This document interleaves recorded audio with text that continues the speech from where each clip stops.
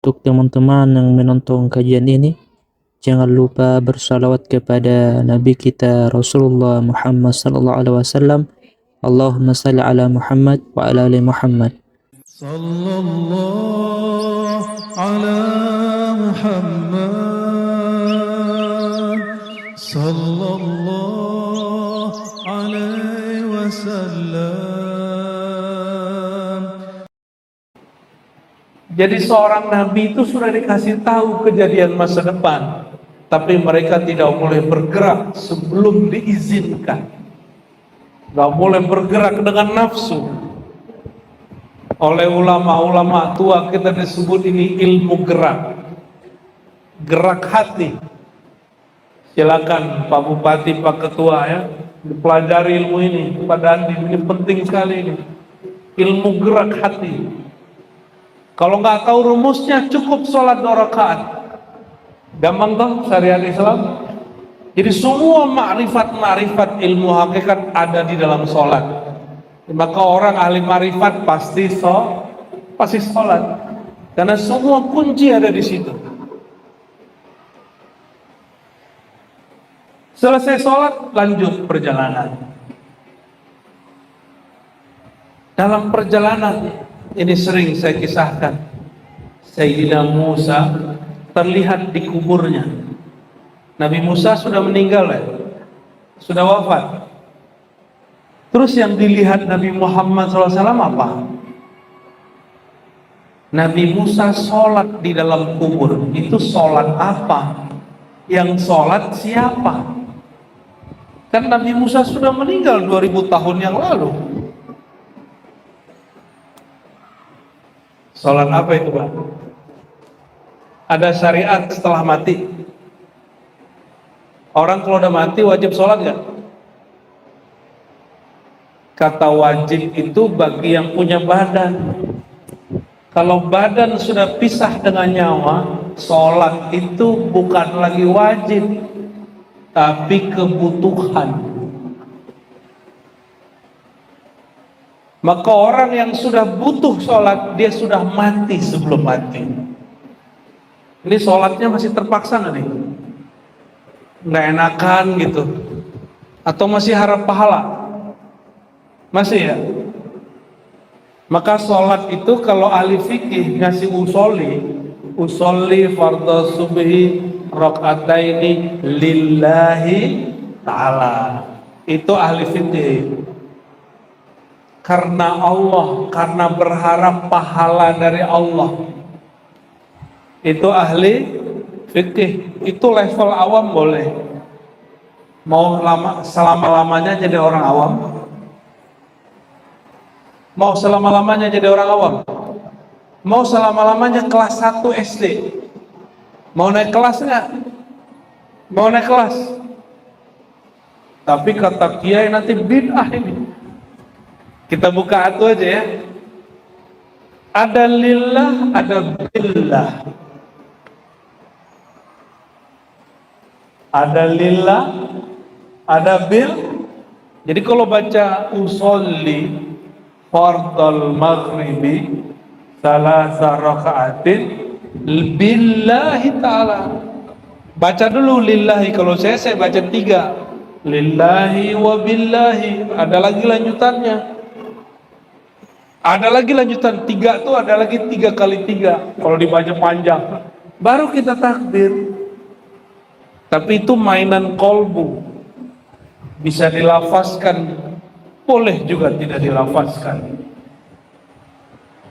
Apa arti billah? A'udzu billahi minasy syaithanir rajim. Apa arti billah? Aku berlindung kepada Allah. Itu terjemahan, bukan ilmu itu. Terjemahan cuma translate. Cuma mindahin bahasa. Burung beo. Tahu burung beo? Cuma ngulang kalimat, tapi nggak paham maknanya. A'udzu, aku kembali berlindung Kalau dalam bahasa Melayu lama, ini kan pesisir ini orang Dayak Melayu nih ya, benar gak? Kalau guru kami mati, kita sebut Tuan Syekh berlindung kehadirat Allah. Apa arti berlindung? A'udzu, berpulang. Maka a'udzu itu mematikan diri sebelum mati, meniadakan daya upaya kecuali dengan dayanya upayanya Allah Subhanahu wa Ta'ala. Maka kajian yang tinggi itu ada di lafaz yang kita baca hari-hari. Oleh karena itu saya buka-buka aja Pak, yang boleh dibuka. Kenapa? Mau sampai kapan orang dia ilmunya begitu terus, makannya nasi tiap hari nggak ada lauknya. Mau makan nasi tiap hari nggak ada lauknya? Kok betah makan tiap hari nggak ada lauknya? Kok betah santapan sholatnya nggak ada maknanya?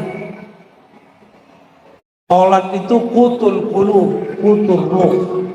Sholat itu makanan ruh, makanan kolbu. Kalau nggak diberi makna, nggak ada rasanya. Itu yang membuat orang buru-buru mau selesai sholat. Cepat-cepat kalau sholat. Nih cek ya. Ciri orang sudah menikmati sholat. Sholat dia di tempat ramai lama, di rumah juga lama. Di masjid dia sholat sunat, di rumah juga sholat sunat. Udah begitu belum? Nah, aku aja belum. Ya, di masjid aja nggak sholat sunat, kalau gini rumah. Jadi a'udzubillah, aku berlindung bi. Terjemahan harfiah bi apa? Secara translate ba. Apa arti ba? Bismillah, dengan nama Allah. Billah, dengan Allah. Sebenarnya ada ilmu namanya ilmu titik, tapi saya nggak boleh buka Pak, biar penasaran aja ya. Jadi titik di bawah batu ada ilmunya, tapi itu ilmu tengah malam itu.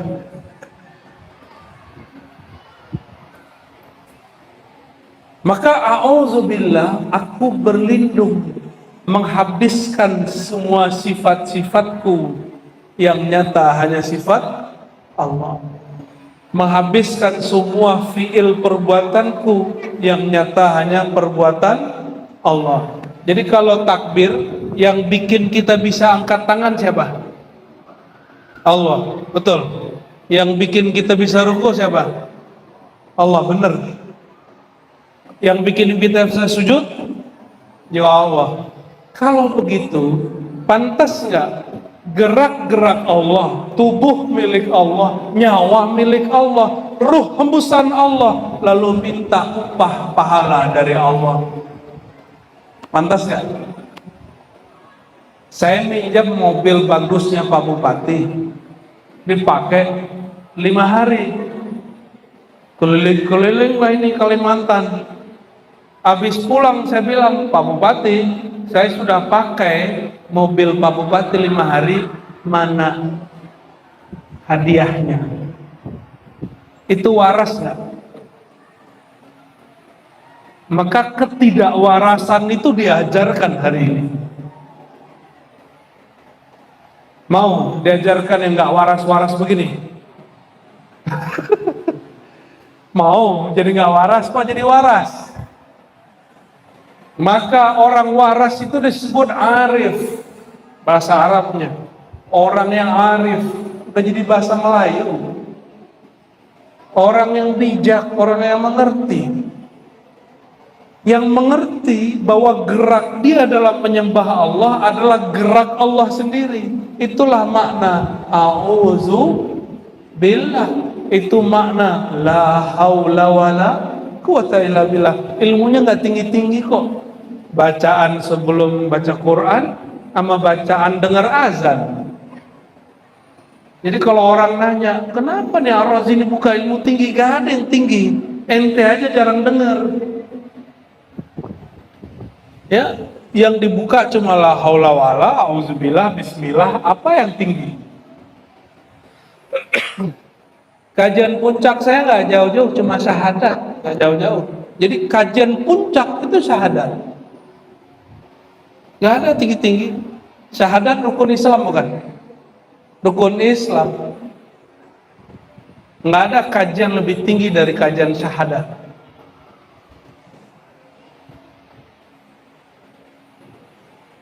Satu kali Sayyidina Ali, karena kita di awal membicarakan Sayyidina Ali, babul ilm, pintu yang megah dari kota ilmu Rasulullah SAW.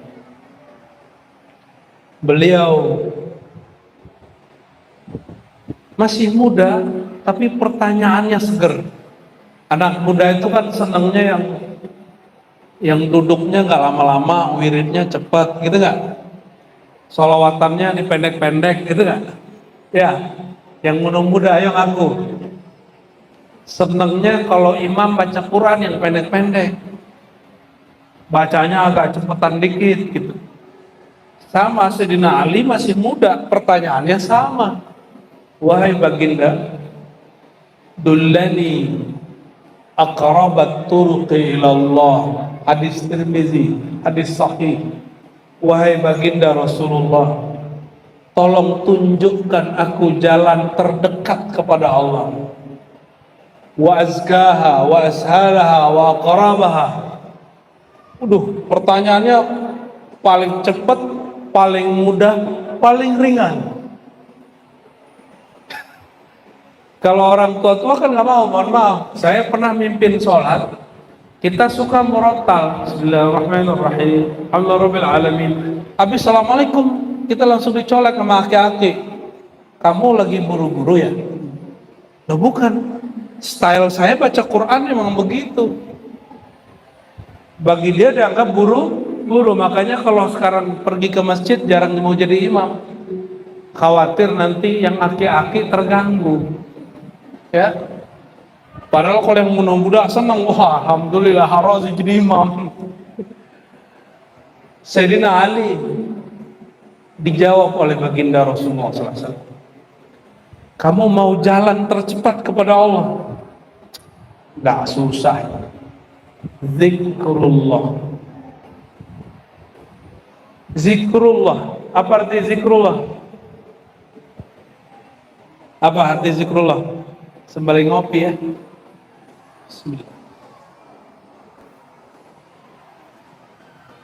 Seperti zikrullah, takut salah ya. Menyebut. Oke, bagus. Apalagi? Mengingat apa yang diingat. Allah, emang bisa ingat? Ada yang bisa ingat wajah Allah? Kayak gimana rupanya? Itu benar, tapi pas didalamin kita minta ampun juga, ya Allah apa yang aku ingat. Coba kalau lagi sholat habis takbir ingatnya macam-macam kan, nggak bisa, otak ini nggak sanggup ingat Allah.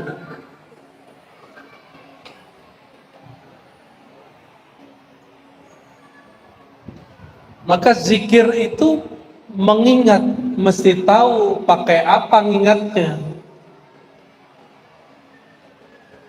Pakai otak, pecah otak kita. Maka ada orang gila, katanya belajar torikot, gila. Itu bukan torikot, dia keliru, tandanya gak punya mursyid. Punya mursyid tapi gak patuh kepada mursyidnya. Baca-baca buku sendiri diamalin, nonton YouTube diamalin. Hati-hati ya, ini zaman now ini gawat ini. Jadi kalau mengingat, bisa nggak mengingat sesuatu yang belum dilihat? Bisa nggak? Bisa? Hah? Kita belum pernah ketemu, belum kenalan, bisa nggak ingat? Nggak bisa ya? nggak bisa. Tapi Allah mengatakan aqimis salata lidzikri. Dirikan sholat, lakukan sholat untuk mengingat aku. Berarti Allah lagi ngasih tahu, hei, kamu yang sholat, dulu kita pernah jumpa. Dulu kita pernah jumpa. Ada yang ingat? Ada yang ingat? Kalau pakai ini nggak ingat. Walaupun sekolahnya sampai S3, S7, S4, nggak ingat ini. Apalagi es krim. Nggak bisa ingat ini otak, Pak. Jadi jangan coba-coba mikirin Allah, haram hukumnya. Maka imam ahli hakikat, murid Sayyidina Ali, juga murid Rasulullah, Sayyidina Abdullah bin Abbas. Apa kata beliau? Jangan pernah pikiranmu mikirin Allah. Kalau mau mikir, pikirin perbuatan Allah. Sifat Allah aja nggak sanggup kita pikirin. Jangan berpikir tentang Allah. Maka Quran perintahnya alam difikirkan, Allah dizikirkan. Alladzina yazkurunallaha qiyaman wa qu'udan wa ala junubihim wa yatafakkaruna fi khalqis samawati wal ardh. Yang disebut orang pintar itu, yang pintar, orang yang mampu menggunakan alat dalam dirinya sesuai fungsinya. Akal pikiran bukan memikirkan Allah. Akal pikiran mikirin alam. Kalau Allah, alladzina yazkuruna Allah, orang yang berzikir mengingat Allah. Pakai apa ingat Allah? Dijawab dalam surat Al-Anfal ayat 2, Ar-Ra'd ayat 28. Ala bidzikrillah tatmainnul qulub. Zikir itu tempatnya di kolbu, bukan di. Terus lisan ngapain? Ini cuma terjemahan hafalan. Mohon maaf kalau di keluarganya terjadi. Ada di keluarganya yang stroke nggak? Stroke, tahu stroke? Bukan stroke bayaran, bukan. Iya, yang ada penyumbatan otak atau pecah pembuluh ke otaknya. Itu lidahnya bisa ngomong nggak? Nih hati-hati, jangan sombong sama hafalan, jangan sombong sama suara. Hati-hati itu lidah. Jangan nyakitin orang selama hidup. Jadi suara bagus deh, lidah kita fasih, hafalan Quran bagus, suaranya merdu. Tunggu. Itu ada jatahnya. Ada masa lidah ini gak bisa baca, keluh. Orang stroke keluh gak bisa, walau dia hafal Quran 31 juz setengah. Emang ada Quran 31 juz? Gak ada. Juz ke-31-nya juz Al-Fuqat. Gak ada. 30 juz saja. Itu hilang kalau hafalan dia cuma taruh di sini. Makanya Sayyidina Muhammad SAW dibentak oleh orang yang belajar Quran. Dan Sayyidina Ali pintu ilmu Quran dibunuh oleh penghafal Quran namanya Ibnu Muljam. Karena hafalannya cuma sampai di sini. Itu kelompok yang namanya Khawarij. Jadi jangankan orang-orang kayak kita ini di masjid. Sayyidina Ali dibunuh sama dia, Sayyidina Rasulullah SAW dibentak oleh mereka. Jadi Pak Kiai nanti dibentak mereka, maklum aja Pak Kiai. Nanti bakal ada orang bentak Pak Kiai ini karena jenggotnya nggak ada. Sarungnya di atas mata kaki, pada mata kaki ini. Guru saya di Bintaro, di Jakarta dibentak oleh mereka.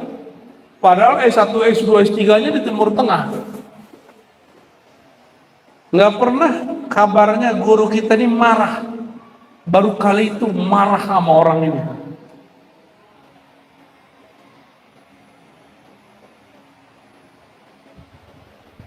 Nah, tapi jangan bahas itu ya. Nanti hot lagi, panas lagi. Jadi siapa yang ingat Allah? Idza dzukirallah wajilat. Jika disebut nama Allah, di mana disebutnya? Di kolbu, baru bergetar kolbunya. Kalau di lidah, lidah cuma gini-gini doang. Khawarij hafal Quran cuma sampai di kepala, tembus ke sini tidak. La yujazi taraqihim, nggak tembus, apalagi masuk kolbu. Itu sebabnya riya jadi muncul, karena nggak masuk ke kolbu. Jadi yang diajarkan Sayyidina Nabi SAW kepada Sayyidina Ali, zikrullah itu lengkap dengan cara bacanya. Itu tadi hadis riwayat Tirmizi. Di hadis Imam Al-Hakim, hadis Imam Ahmad, ada juga riwayat-riwayat para ahli musalsal. Kalau kita gabung itu diajarkan cara bacanya. Tapi teknik ini tidak boleh dibagi secara umum. Dia mesti diambil dari ahli thariqah, ahli zikir yang dapat izin dari gurunya. Apa tekniknya? Kita sebutkan contoh hadisnya. Kata Sayyidina Nabi Muhammad SAW, Ya Ali, ghammid ainaik, pejamkan matamu. Berarti teknik mejam mata bukan buatan sufi, bukan buatan Abah Gurus Kumpul, bukan buatan Dato Kalampayan, bukan buatan Syekh Saman Al-Madani, apalagi Saman Al-Banjari, bukan. Itu langsung diajarkan baginda Nabi Muhammad SAW. Maka zikir pejam mata itu sunnah. Sunnah yang dibid'ahkan hari ini, ya, sunnah yang sholat itu tujuannya apa? Aqimis sholata li dzikri, dirikan sholat untuk mengingatku.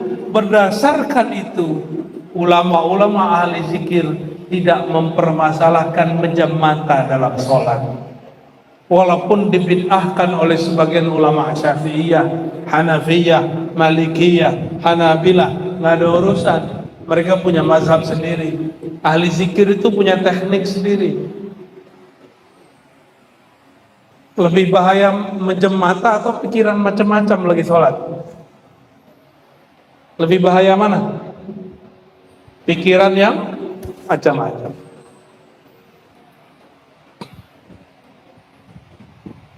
Jadi sudah dapat rumusan, kalau ingat Allah pakai, dan itu mesti diambil dari ahli qalbu, sirnya, rasanya harus dijemput, mesti diambil, gak ada di kitab.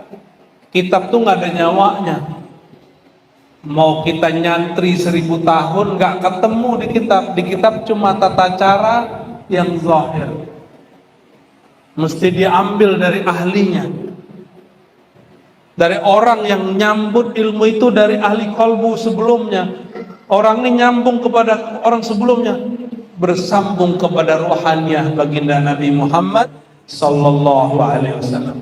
Itulah makna kalam beliau dalam hadis yang sahih, tuba liman ra'ani wa amana bi. Tuba liman ra'ani, tuba sampai 7 kali. Kalau beliau mau sampai berkali-kali. Sungguh beruntung tuba. Tuba itu pohon kemenangan yang Allah ciptakan di surga, yang kita kalau jalan di bawahnya itu pohon rindangnya 100 tahun jalan baru nyampe di ujung. Kalau pakai mobil mungkin nyampe 80 tahun kali ya, apa 50 tahun baru nyampe di ujung. 100 tahun jalan itu pohon baru kita tembus, baru satu pohon. pohon kemenangan itu naungannya akan meliputi orang yang memandang aku dan percaya kepada aku. Akunya di sini ya nur Nabi Muhammad sallallahu alaihi wasallam. Abu Jahal melihat Muhammad bin Abdullah, tidak melihat Muhammad Rasulullah sallallahu alaihi wasallam. Abu Jahal, Abu Lahab, nah itu paman Rasulullah SAW.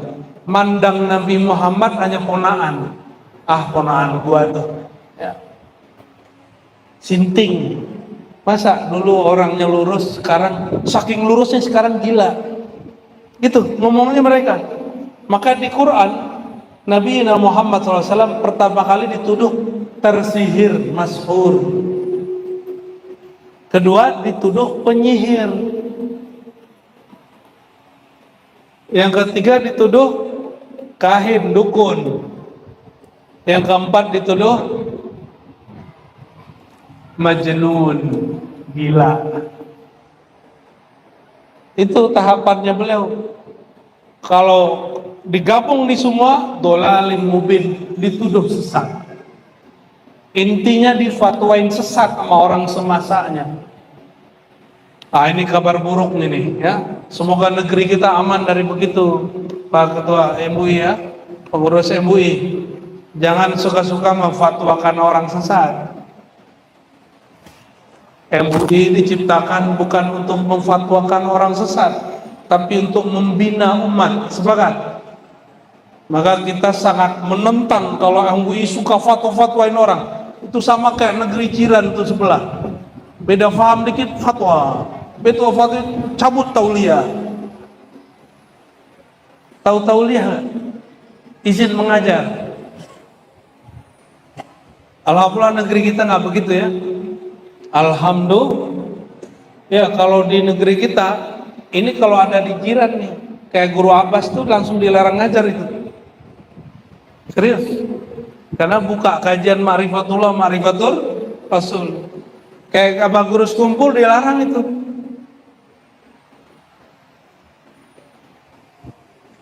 Ini bersyukurnya. Alhamdulillah Rabbil Alamin. Maka para da'i, para ulama, jangan-jangan kita yang kurang bersyukur. Bisanya ngeritik pemimpin, tapi kurang bersyukur kepada Allah. Karena kebebasan yang diberikan oleh pemimpin kepada kita berdakwah, kita nggak diteror Pak, nggak dijegal. Mohon maaf nih Pak Dandim, Pak Dandim pernah dulu jegal kiai nggak waktu zaman muda-muda dulu? Jujur nih. Alhamdulillah enggak ya? Oh alhamdulillah. Generasi muda berarti nih Pak Dandim ya. Kiai saya, guru saya, tokoh masyumi, ceramah bab amanah dan adil, turun langsung dipanggil sama Pak Kodim 7 jam ditanya, lama-lama jadi murid. Untung guru kita pinter ngomong. Tuh tahun 97, 98 reformasi. Umur guru kita sudah tua saat itu, umurnya itu udah 73. Udah 73 masih dipanggil-panggil sama Pak tentara kan? Zaman itu. Coba sekarang orang teriak-teriak, turunkan presiden, dia ditangkap nggak? Nggak ada. Orang lupa dengan memori ini, memori kebebasan berceramah. Maka kita wajib bersyukur, ya. Buat maulid pakai surat izin nggak? Ya, yang punya majelis, antum buat majelis pakai surat izin nggak? Udah bersyukur. Bersyukur, jadikan majelis maulid majelis syukur. Kawan saya di jiran sana kalau mau bikin maulid, cari apartemen yang nggak ada orang tahu. Tamatan Yaman, nggak boleh. Karena nggak dapat tauliah. Kata Pak Kapolres malam tadi, di sini kalau ada tamatan Yaman kita jagain kalau maulid. Jangan sampai ada yang ganggu. Kalau perlu tutup jalan. Ada nggak negara Islam yang begitu? Coba bikin maulid di Saudi, ditangkap askar ente. Ngumpul-ngumpul, bikin ngumpul-ngumpul di Mesir, berat. Cuma karena orang kurang siru fil ard, kurang jalan di muka bumi, maka dia kurang bersyukur kepada Allah Subhanahu wa ta'ala. Maka nggak bergetar hatinya dengan bersyukur. Ustadz-ustadz, dai-dai, khotib banyak sekali ngomong syukur di mimbar, tapi dia nggak pernah mensyukuri mimbar yang dia injak itu, dia nggak syukuri. Ini saya lagi nyeramain diri saya nih Pak Ibu, ya. Makanya saya jarang sudah khutbah Jumat, sudah jarang khutbah Jumat. Takut rukun dan syaratnya kelewat. Tapi jangan takut ya, nanti nggak ada yang khotib di sini. Salah tinggal dibenerin, tinggal sholat zuhur habis sholat itu. Oke, kembali ke yang tadi. Jadi kalau zikir pakai apa? Tadi pertanyaannya saya ulang. Zikir mengingat. Oke. Kalau belum jumpa bisa ingat? Berarti perintah zikir Allah perintahkan di Quran karena Allah ingin ngasih tahu, hei hambaku, kita dulu pernah jumpa. Sekali jumpa, selama-lamanya pasti jumpa. Gimana? Udah jumpa sama Allah? Bingung kan? Karena pakai ini. Kalau jumpa dengan kekasih, deg-degan kan? Sayyidina Abu Yazid Al-Bustami, sezaman dengan imam-imam al-hadis, kalau mau sholat, dadanya deg-degan, bukan takut, tapi rindu. Dia rindu. Ada yang sholat rindu. Kalau perlu sholatnya cepat-cepat ya.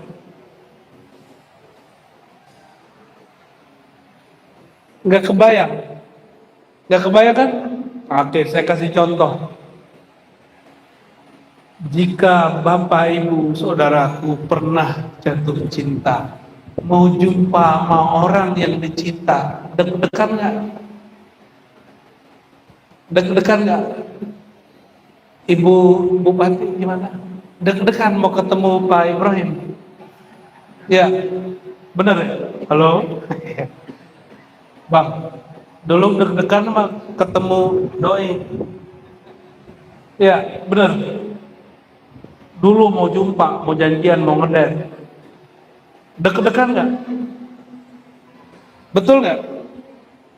Pengen terlihat rapi, pengen terlihat sempurna, bentar-bentar lihat kaca, ya kan? Emang muka kita begitu, kaca disalahin. Kenapa? Karena kita kenal mau yang kita temui dan kita cinta kepada dia. Sudah mulai connect? Nih, perhatiin. Semua keindahan di alam, kecantikan wajah perempuan, ketampanan wajah laki-laki, itu cuma 0,0 dari percikan keindahan Jamalul Mustafa sallallahu alaihi wasallam. Keindahan ketampanan baginda Nabi Muhammad sallallahu alaihi wasallam. Maka beliau mengatakan itu Yusuf yang membuat perempuan melukai dirinya dan tidak merasa sakit. Itu baru separuh dari kepada ketampanan. Tapi disembunyikan beliau. Makanya beliau ngembalain kambing, berdagang, menikah dengan berondong, ya. Karena gak ada yang sanggup. Maka Sayyidina Abu Bakar Siddiq tidak sanggup melihat wajah baginda Nabi Muhammad. Gak sanggup. Sayyidina Ali pun gak sanggup. Sayyidina Ali kalau mau nanya, kalau gak lewat Fatimah, lewat Ubadah bin Samit. Bro, titipan. Nabi langsung tahu yang nanya nih pasti mantu gua nih ya. Pertanyaannya horor-horor kadang. Kadang jorok-jorok juga, vulgar-vulgar gitu, persoalan fikih. Itulah hebat Sayyidina Ali. Yang gak pikiran sama orang dipikirkan sama dia. Maka beliau mengatakan semua keindahan yang ada di semesta itu dari keindahan wajahnya sallallahu alaihi wasallam. Maka kita selalu manggilnya ya Jamal, ya Zal Jamal. Itu sebabnya Pak. Jujur aja, kalau habaib lebih cakep dari kita kan rata-rata. Ya, bener ya. Kulitnya lebih bersih gitu ya. Tapi karena tinggal di Kalimantan gosong juga. Ya Bib ya. Coba sama samping tuh kan beda tuh. Sama samping belakangnya beda lagi tuh. Ya. Bening sendiri Bib. Kenapa? Karena ada darah Nabi Muhammad sallallahu alaihi wasallam. Dan kita nggak bisa iri dengki. Kenapa? Coba tanya sama Habib. Emang dulu rencana lahir sebagai Habib? Enggak, makanya pasti Habib sejati nggak pernah banggain nasab. Takut dia punya nasab ini. Syukur dia takut juga karena amanah. Itu urusannya karena dulu jumpa Nabi SAW dalam kondisi tertentu, maka dilahirkan sebagai sayyid, ada yang dilahirkan sebagai ulama. Jadi kita pernah jumpa, tapi bukan fisik ini. Tubuh ini jumpa, tambahkan umur. Umur Bapak sekarang berapa? 40. Tambahin 9 bulan di perut. Berarti 41 lah ya. Ya. Baru segitu. Otak kita nggak sanggup mengingat Allah karena otak kita baru seumur 40-an tahun. Ada yang paling tua di sini umur berapa? 70, 80. Otaknya berumur 70, 80. Nggak sanggup. Kenapa? Allah sudah ada dari sebelum itu. Allah wujud qidam, maka Allah itu qadim. Sudah ada sebelum itu. Ma la yasbiquhu adamun, yang tidak pernah tidak ada dan selalu ada. Bahkan kalimat ada belum ada Allah sudah ada. Pusing kan?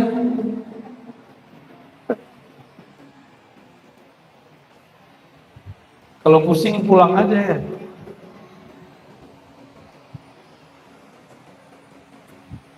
Jadi yang bisa mengingat Allah siapa? Yang Allah hembuskan ke dalam badan ini, itu yang bisa ingat Allah. Apa yang Allah hembuskan ke dalam diri kita?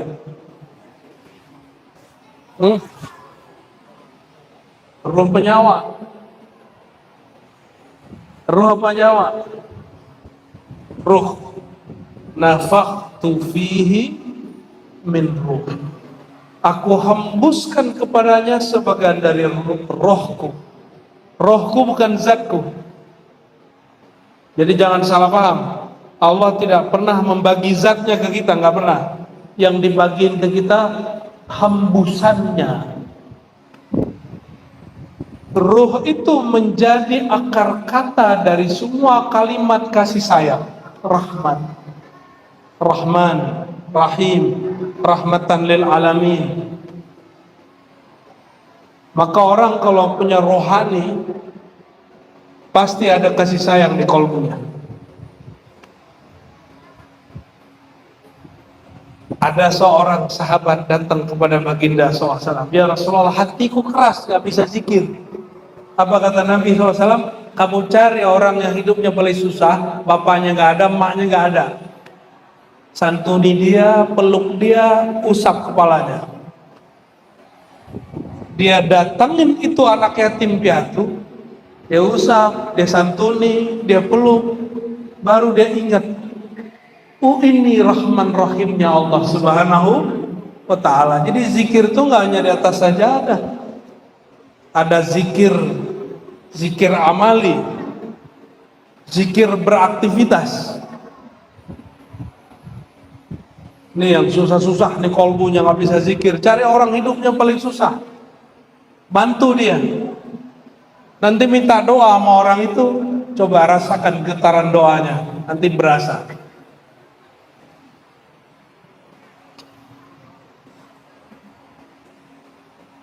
Ini perhatikan. Ini saya sering sampaikan ayatnya, cuma terjemahan malam ini beda dikit. Wa mimma razaqnahum yunfikun. Dari yang kami rezekikan, sebagian yang kami rezekikan mereka infakkan, mereka bagi. Infak itu artinya apa? Bagi. Rezeki itu ada dua, ada rezeki zahir, ada rezeki batin. Nikmat itu ada dua, nikmat zahir, nikmat batin. Nikmat yang diberikan kepada Pak Bupati, Pak Ketua DPR apa? Pak Dandim apa? Pak beliau-beliau ini nikmat zahir. Maaf ya Pak ya, nikmat zahir itu. Nikmat yang diberikan kepada ahli ilmu nikmat apa? Nikmat batin. Maka Sayyidina Ali waktu ditanya, kamu pilih aku kasih harta atau pilih kasih ilmu? Jawabannya apa? Ilmu. Karena kalau harta di Tuban ada perusahaan baru minyak, ada orang Tuban sini, waktu pembebasan tanah itu mendadak jadi miliarder, mendadak beli mobil padahal belum punya SIM. Setelah 2 tahun, tadinya musim punya mobil, sekarang musim jualan mobil. Ya, mungkin mereka sudah mulai paham ilmu Sayyidina Ali, bahwa kalau duit mau sekian M pasti habis. Apalagi buat kampanye, pasti habis. Tapi kalau ilmu gak pernah habis. Mohon maaf nih Pak Kiai, orang jadi ketua MUI, ketua PBNU itu paling 5 tahun, tapi ilmunya Kiai berapa tahun? Sampai mati. Sampai mati. Wa mimma razaqnahum yunfikun. Salah satu rezeki selain itu adalah sifat-sifat Allah Rahman Rahim, dibagikan nurnya kepada kita. Apa sifat yang paling sering Allah ulang-ulang dengan namanya? Rahman dan Rahim. Jadi siapa yang punya Rahman Rahim di hatinya, dia akan suka berbagi. Maka kita sering kasih contoh, botol isinya air putih, keluarnya putih. Kalau botol isinya kuning, keluarnya ini kopi, saya tuang keluarnya putih apa hitam. Orang kalau di dalam kolbunya isinya cahaya, keluarnya kebijaksanaan. Kalau di dalam kolbunya isinya WC, jamban, tempat buang kotoran, kalau dia marah, dia seneng aja ngomongnya TAHI. Tahu? Jangan dibaca. Ya. Lain lagi kalau dalam dirinya kebun binatang, aduh, semua nama binatang keluar tuh ya. Tinggal yang mana nih, isinya yang mana nih? Kita melihara apa di sini? Maka perhatiin yang ditonton apa, yang didengar apa. Itu yang saya maksud. Abang dan Bupati, temennya siapa? Karena itu input. Input itu teman duduk, teman ngobrol. Wa khairul khalil may yadulluka 'ala Allah. Sebaik-baik teman duduk, teman nongkrong yang menunjukkan jalan kepada Allah Subhanahu wa ta'ala. Enggak mesti pengajian. Duduk-duduk santai sembari ngopi, bicaranya tentang Allah, tapi ringan.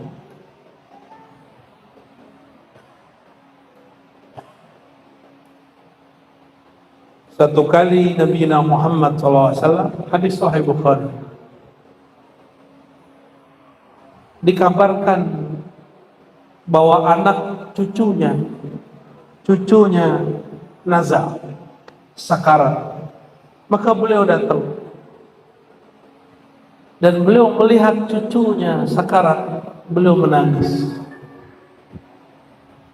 Sahabat nanya, nih kelasnya orang Arab nih, udah ketemu Rasulullah SAW masih keras. Apa kata dia? Ya Rasulullah, apa-apaan ini? Kok engkau menangis? Dan jawaban Nabi ngena. Jawabannya langsung menghajar isi kalbu dia. Apa kata Nabi Muhammad SAW? Zalika tilka rahmatun wada'aha fi qulubin man sya'a min ibadihi. Hadis sahih ini.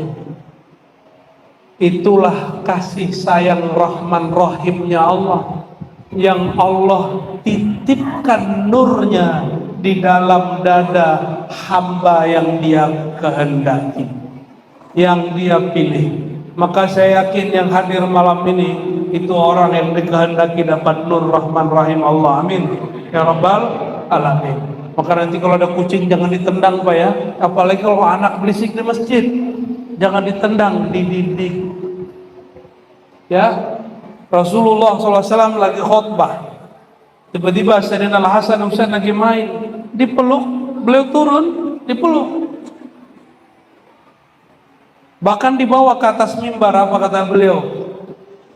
Ini dua orang ini Sayyidah Syababi Ahli Jannah, pemimpin pemuda di surga.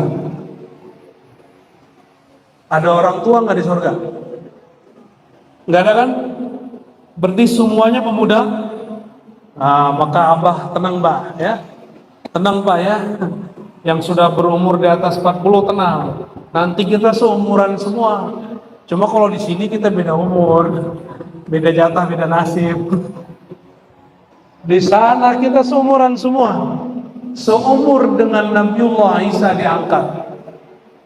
Cari sendiri umur berapa beliau diangkat. Seger. Siapa pemimpinnya? Sayyidina Al-Hasan, Sayyidina Al-Husain. Kira-kira kalau anaknya begitu, bapaknya gimana Sayyidina Ali?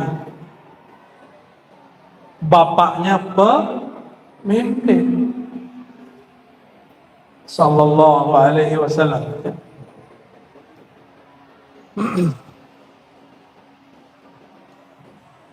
Nabi SAW pernah jalan-jalan ya. Udah jauh, beliau mampir ke tempat Sayyidah Fatimah. Hadis Sahih Bukhari. Sampai di depan tempat tinggal Sayyidah Fatimah, ada tempat nongkrong santai-santai depannya. Apa balai-balai gitu ya.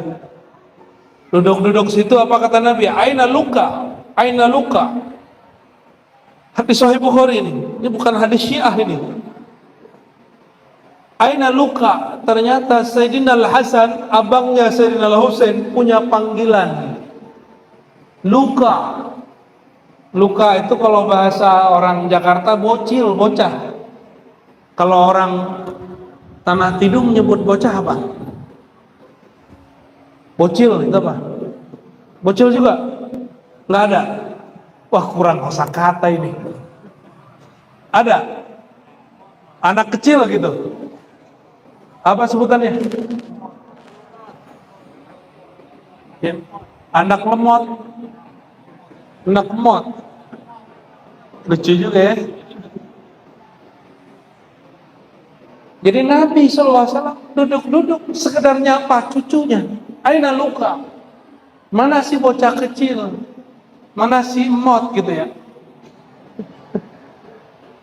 Tiba-tiba Sayyidina Hasan keluar, langsung dikejar beliau, dipeluk, dicium-ciumin. Keluar kalam beliau, ini kalam mengerikan sekali. Ya Allah, kata beliau, inni uhibbu, aku cinta kepada Hasan.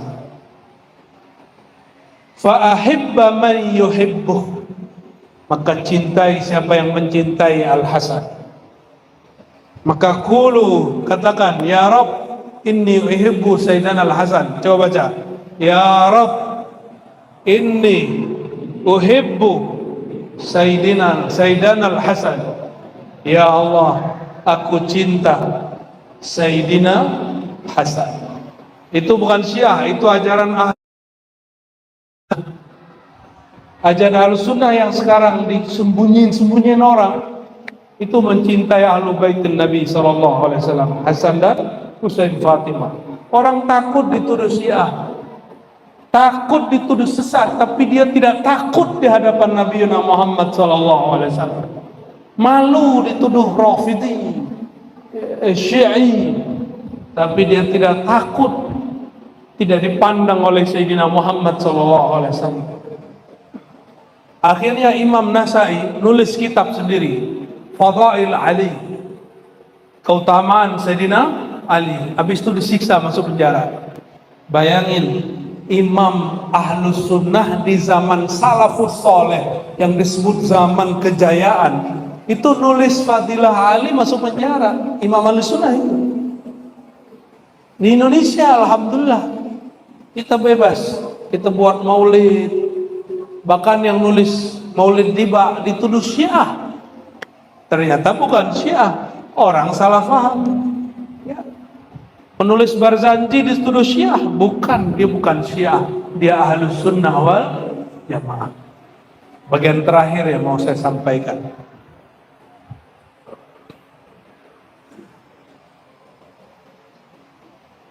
Jadi berzikir pakai kolbu.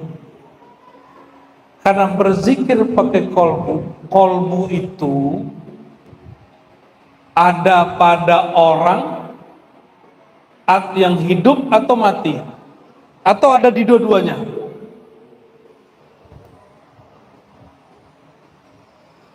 Kolbu ikut mati nggak waktu orang mati? Kolbu ikut mati saat orang mati? Itulah yang dilihat Sayyidina Muhammad SAW waktu Sayyidina Musa sholat di kuburnya, padahal badannya sudah mati. Kolbunya, ruhnya masih utuh. Maksud saya menyampaikan ini, Bapak saudara saudariku, Bapak Ibu, umur ini ada jatahnya. Syukur-syukur umurnya panjang. Kata Nabi Muhammad SAW, umur umatku, umur ummati ma baina sittin ila sab'in wa qalilun ma yujawiz dzalik. Hadis Sahih Bukhari. Umur umatku hanya antara sittin dan sab'in, antara 60 sampai 70, sedikit yang lewat 70. Ayah saya, abah saya, Khalifah Thariqah Naqsyabandiyah, wafat umur 67, nggak nembus 70. Ada 1-2 guru saya sampai 80. Guru Hikam masih hidup, 86 atau 88 umurnya hari ini. Mursyid Tarekat Saman saya, Abuya Hasan Basri, wafat tahun 74, umur 74. Sedikit, rata-rata guru saya meninggal umur 40, 50, 60, kebanyakan 60. Betul, di sini juga sama. Banyak meninggal 60, terutama udah pensiun. Bingung mikirin ngapain, ya, tiba-tiba sakit, stroke, mati.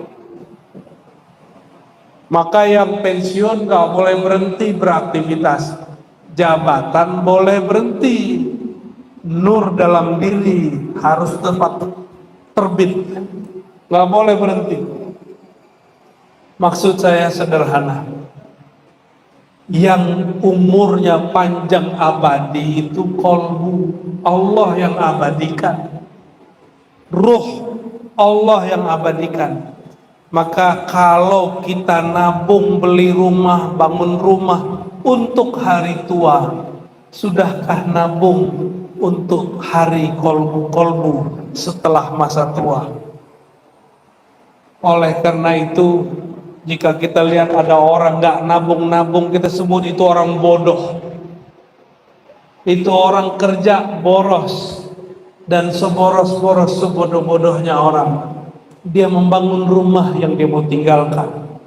Dia mempersiapkan sesuatu yang bakal dia lepas diri.